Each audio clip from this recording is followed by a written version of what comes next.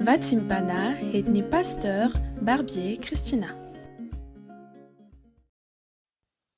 Miondrika hivavaka sika ry havana. Midera ny fahatsaranao izay Andriamanitra tsara indrindra izay any an-danitra. Mankalaza ny anaranao, manome voninahitra ny anaranao masina. Mitsaoko anao amin'izao fotoana izao indray. Koa dia manantona anao ampanetretena amin'ny alalan'i Jesosy Kristy zanakao.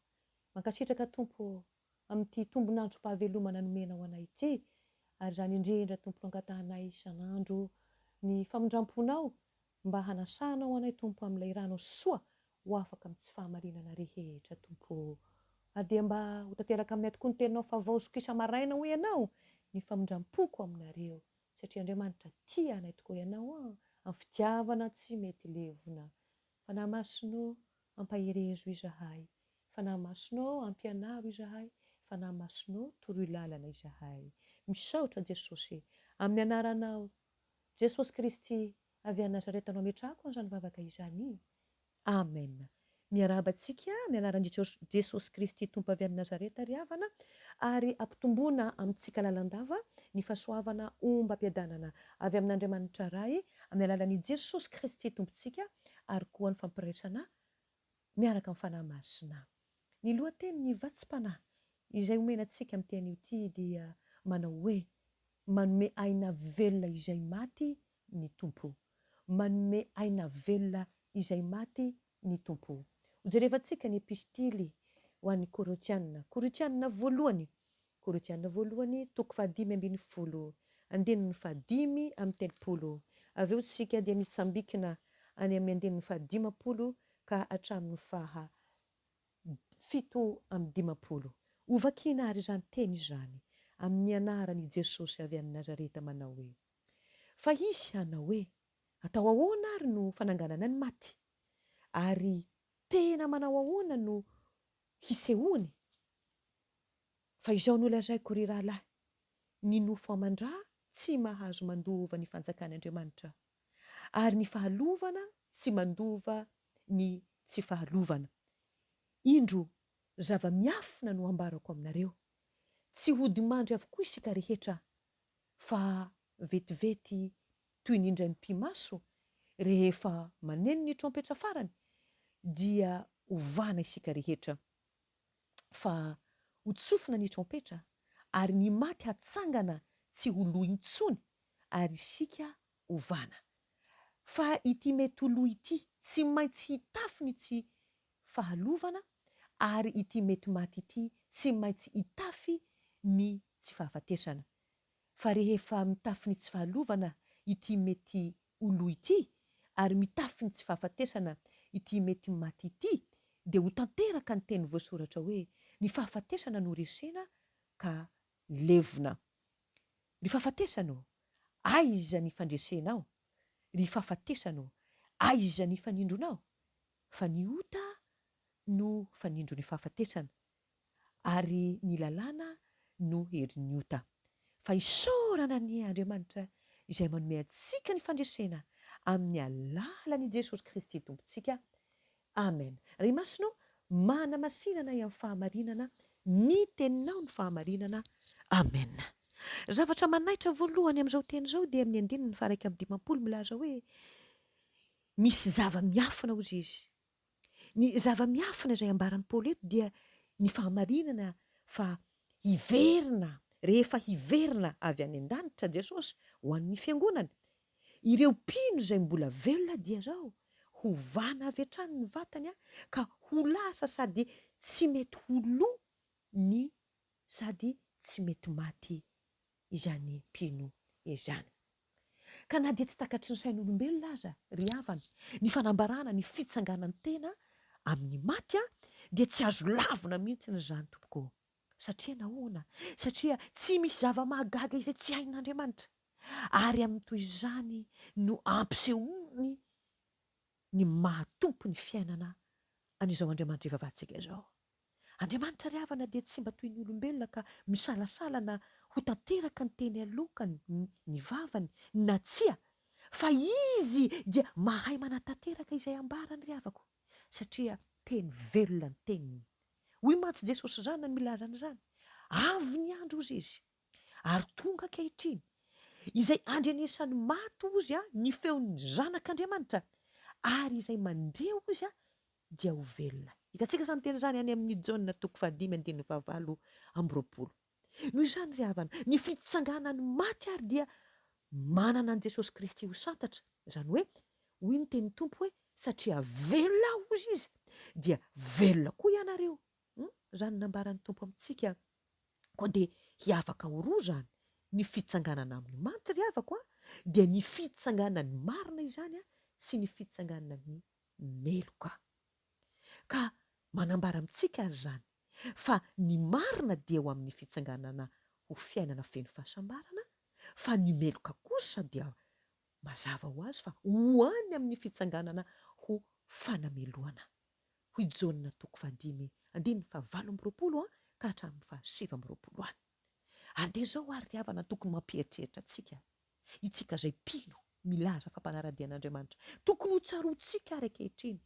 Fa na dia manao zava-magaga eo amin'ny fiainantsika azy Andriamanitra ry havana, dia maro anie ry havana. Maro ny tsy misaina akory fa tompon'izany fiainana sady manana fahefana feno eo amin'ny fiainan'izany olona izany Andriamanitra ry havana. Ny mampalahelo dia maivana loatra amin'ny olona izay variana eto amin'izao tontolo izao izany hoe ny fiheverana hoe ny hafaran'ny fiainana izany, ny maha olon-kofaty azy zany ry havana. Satria nahoana? Satria dia ny fiainana ara-nofo, ny fiainana ara-nofo izay tsy ahitana fahafapo, izany no ankamaminana fatratra ry havana. Ary mampieritreritra izany tena mampieritreritra satria mandroso isan'andro zany ho amin'ny fahalevonana ry havako. Zao anefa no tsarovy ry havako. Tsy mba niseho tamin'ny ireo tsy nino azy Jesosy rehefa nitsangana tamin'ny maty ary na dia tamin'ny mpianany aza, dia zao no tsarovy ry havako fa efa nanirahana an' Jesosy izany hoe haneho porofo taminy vao nino ireo mpianatra ireo. Tsaroantsika nefa fa rehefa nahita maso an' Jesosy velona zany nitsangana tamin'ny maty zany ireo mpianany dia velona toy izany koa ny finoany. Izany hoe natoky izy fa hisy toeram-pahasambarana izay efa noman'ny Tompo azy araka ny teniny izay voalaza raha teo zany any amin'ny Jaona 4:10 any manao hoe andeha aho ozy izy hanamboatra fitoerana ho anareo aho, ka izay hitoerako ozy no hitoeranareo koa.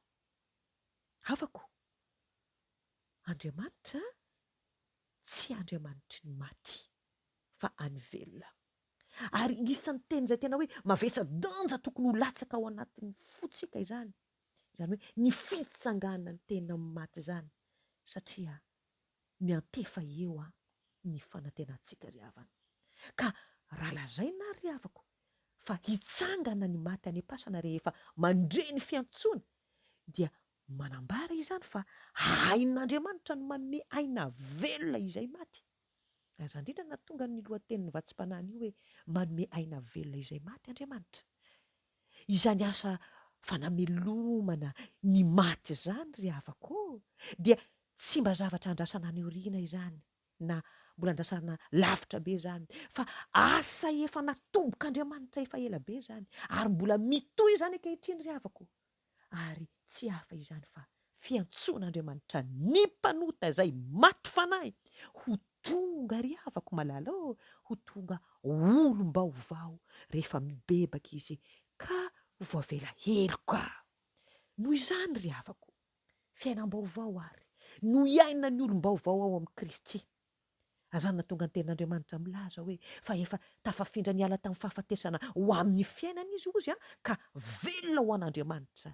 Izany hoe tena fiovana lehibe no hita amin'ireo olona izao tontolo izao izay nanara-po tamin'ny fiainana izany ka rehefa nandray an'i Jesosy ireo olona ireo fahiny dia aoka ho fantatsika nefa fa atao hoe maty fanahy, namono ny fanahiny, kanefa rehefa tonga olom-baovao izy dia mazava ho azy fa ny manompo an'Andriamanitra, ny manao ny sitrapony, ny mahafaly azy, ny manao ny asany Zany no masaka ao an-tsainy ry havana malala ao amin'ny tompo. Ity koa misy endrika sary fahafatesana izay mampalahelo ry havana. Amin'izao andro ny fandrosoana izao ry havako, dia ity tokoa no mampalahelo. Mbola betsaka eny fa na dia ny kristianina aza dia mirona ary mbola tafatoetra amin'izany hoe manompo razana izany. Endrikendrika fanompon-drazana, ny famadihana ohatra. Ny any amin'ny faritra atsimo atsinanan'ny tanin-drazantsika iny dia misy an'ilay ataon'ireto fetin'ny jentilisa manao hoe fête des morts. Ry havana malala ao amin'ny tompo, hiala tsiny amin'ny fiteny baiko.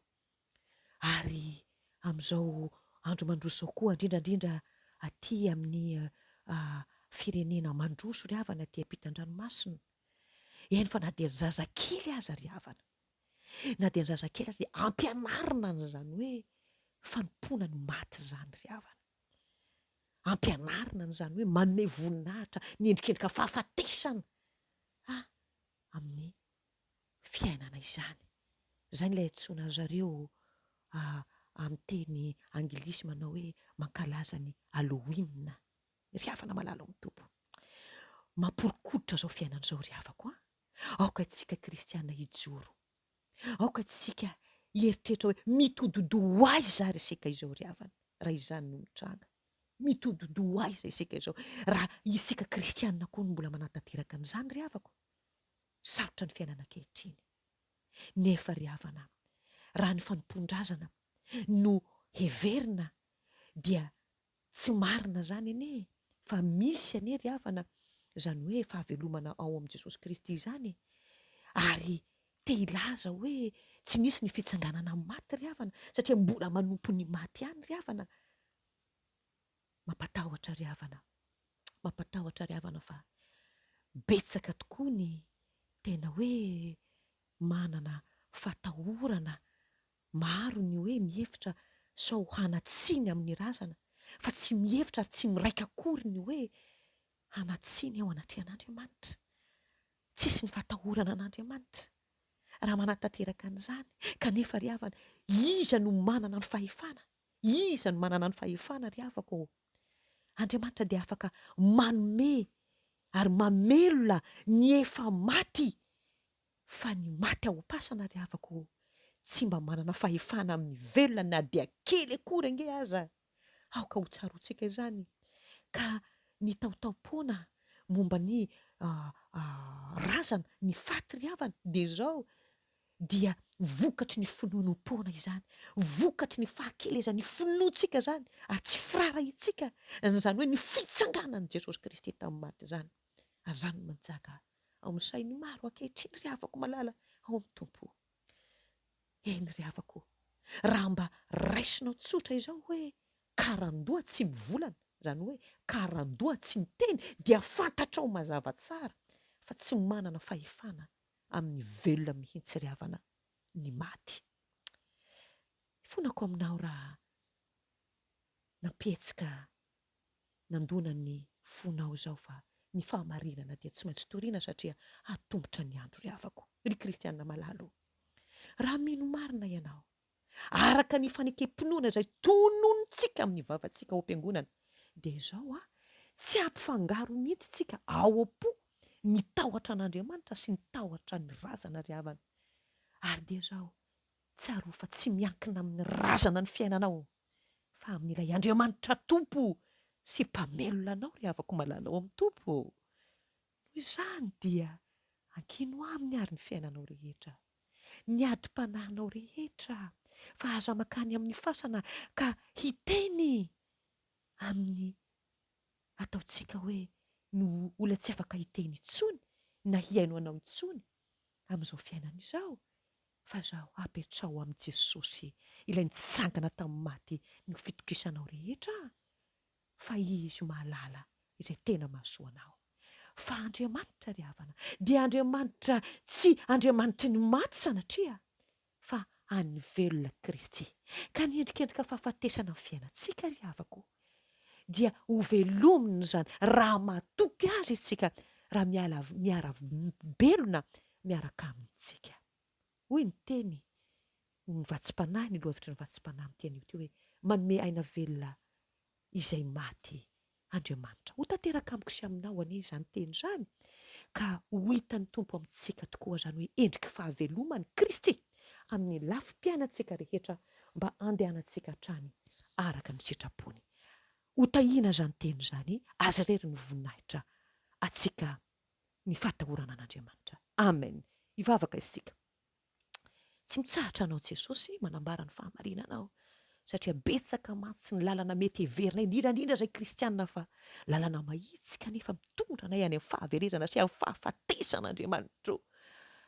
Mamindra-fo aminay, mamelany elokay, raha mbola ao ny fanomponay any ireny maty ireny Andriamanitra, ka natakalozanay anao, na ihany koa nomponay anao kanefa manompotompo roa zahay ary tsy akasitrahanao zany satria fahavetavetana eo anatrehanao. Fona aminao zahay mpamonjy, mamelany elokay, diovy amin'ny rano soa ny zanakao, mamindra-fo amin'izao tontolo izao izay mbola miainao anatin'ny maizina, manompo ireny maty ireny, mamindra-fo amin'ny firenenay, mamindra-fo aminay kristianina rehetra Andriamanitra. Raha nampomany ianao Jesosy ny fanaonay satria mbola betsaka aminay tokoa tompo, mbola manome lanja an'izany maty izany noho ny anao Andriamanitra nahary izao tontolo izao.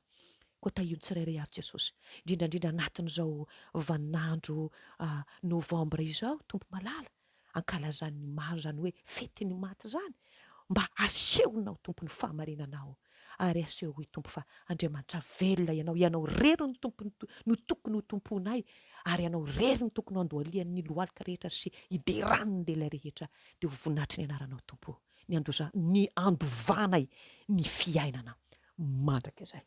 Misaotra Andriamanitra, ho derako mandrakizay ny voninahitra ao. Aleloia. Amen. Mahery tompoko.